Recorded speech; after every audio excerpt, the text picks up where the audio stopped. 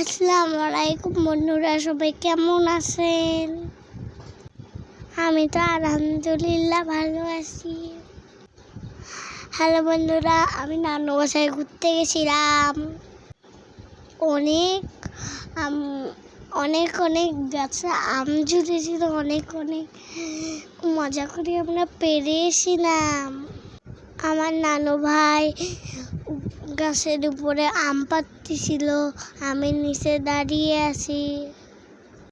আমি নিচে আম কুড়াচ্ছিলাম, নানু ভাই আম দিচ্ছিল, তারপর ব্যাগের ভিতরে অনেকগুলো আম ভরাচ্ছিলাম।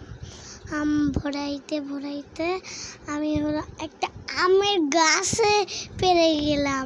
ভাবলাম আমাদের হুরুকে ওই গাছটা দিব, আমটা আমরা খাবো। সেই জন্য যখন আমরা বাসায় যাবো তখন এই গাছটা দিয়ে আমরা ব্যাগের ভিতরে রেখে গাছটার বাইরে রেখে দিলাম।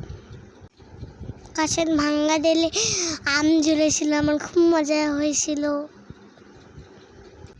আমি আমগুলো ছিঁড়তেই পারছিলাম না, কুলাইতে কুলাইতে হাবিয়েছি।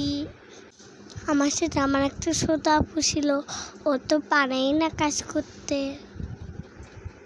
সব কাজ আমাকেই করতে হয়েছিল। এতগুলো আম কুড়াইতে কুড়াইতে আমি হাঁপিয়েই গিয়েছি। তোমরাও কি নানু বাসায় যে এমন আম কুড়াইতে মজা পাও? যদি মজা পেয়ে থাকো প্লিজ কমেন্টে জানাবে। ব্যাগটা ভরে কি করব, এত আম আমি খেতে পারবো না।